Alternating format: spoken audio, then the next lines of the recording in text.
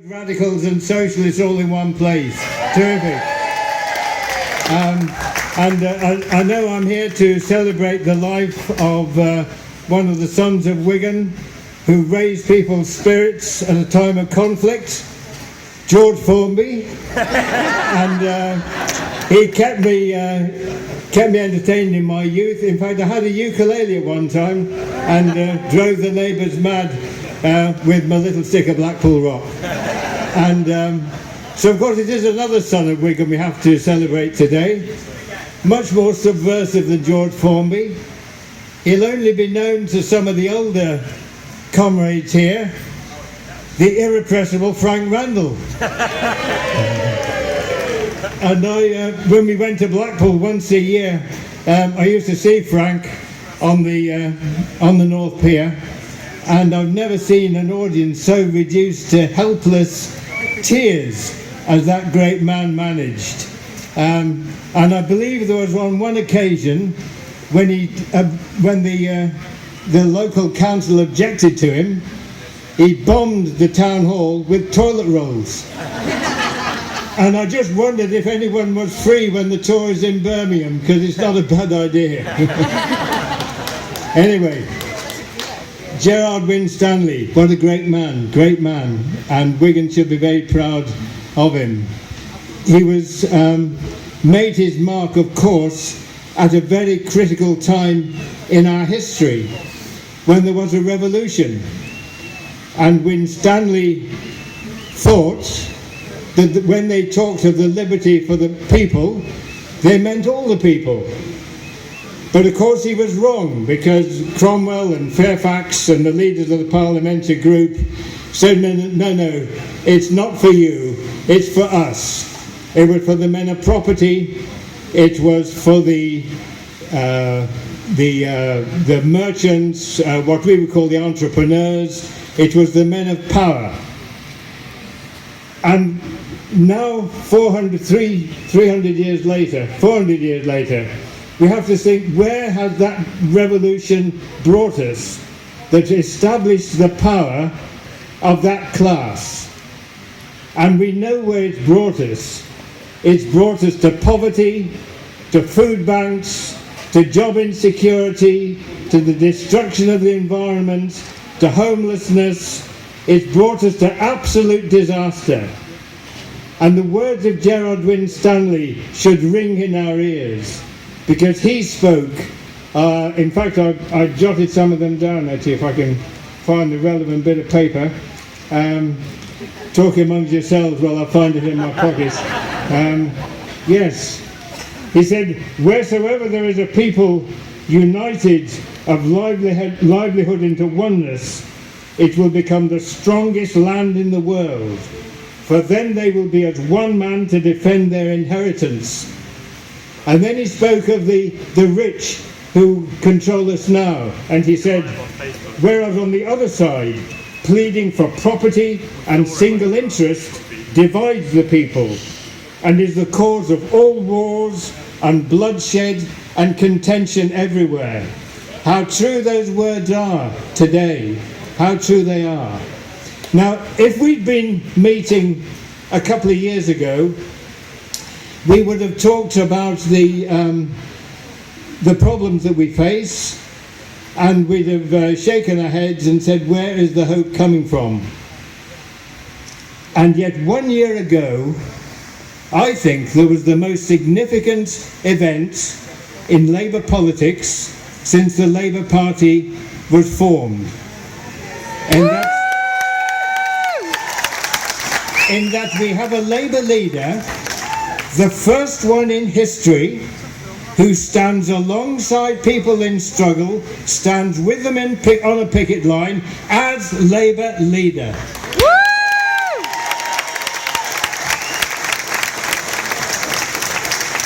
And people are afraid of him. People are afraid of him and what he brings. And what he brings is an attack on capital. Yes. And I think we can see it if there is, as he says, a national investment bank that puts public money into industries we have to ensure that not only do we have public money in, we have public control and public ownership.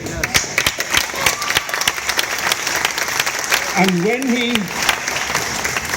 when he talks of removing the private contractors from the health service and having everyone directly employed, and when he talks about building council houses with public funds through local authorities, again with everyone directly employed, builders, architects, planners, sustainable buildings, when he speaks of these things, we need the strength, he needs the strength of a united movement that will carry that out on the ground. Because it's no use having half a dozen in Parliament surrounded by hostile forces. We need a real strength on the ground, as shown by you today here. And I think because in terms of dirty tricks, we ain't seen nothing yet.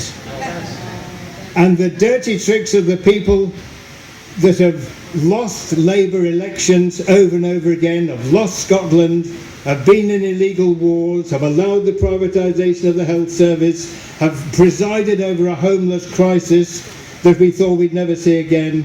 Those are the people that are stabbing him in the back. And we really cannot tolerate that. They have to go. Yay!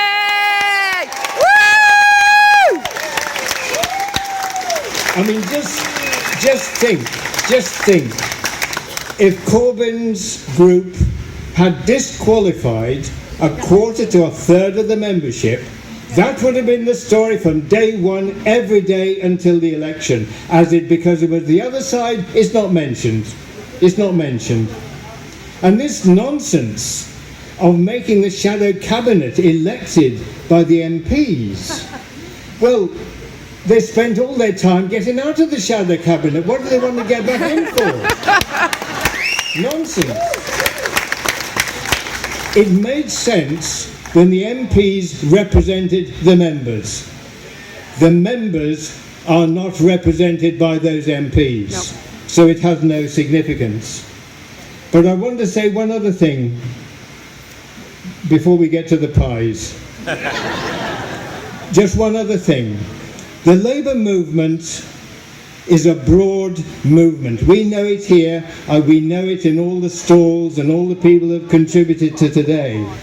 The Labour movement is, yes, the Labour Party, it's also the trade unions, it's also the campaigns, it's also the community organisations, and it's also the left parties that found that they couldn't stomach Labour under Blair, and many people left because they wanted to have real discussion about how to change our society for the better. It's all embodied ideas, great socialist ideas from great thinkers from the 19th century onwards who found no home in the Labour Party, but an essential part of the Labour movement.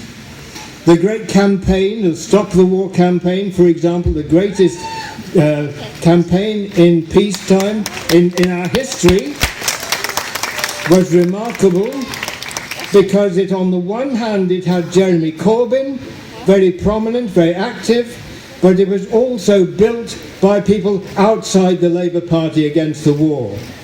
Now the reality seems to me that with Jeremy Corbyn and John McDonnell and his friends, we have to be one movement again. Yeah. And we have to be have one party that really represents the working class interest. And we don't let them divide us. When they talk about trots, they don't know what they're talking about. They don't know what the word means. And we have to stand together and say we are one movement.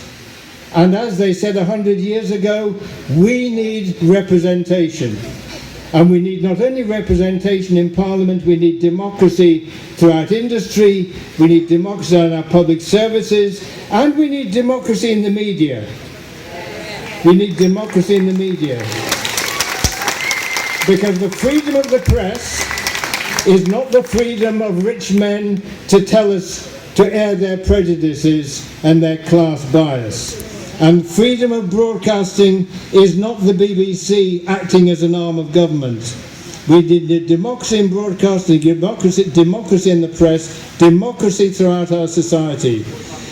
If we stick together, we can win, and my God, it's going to be a victory. Woo!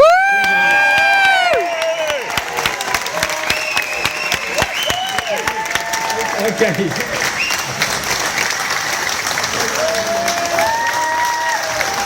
Ladies and gentlemen, Mr. Ken Loach, Mr. Jimmy McGovern, let's hear it! Power to the people, get in there!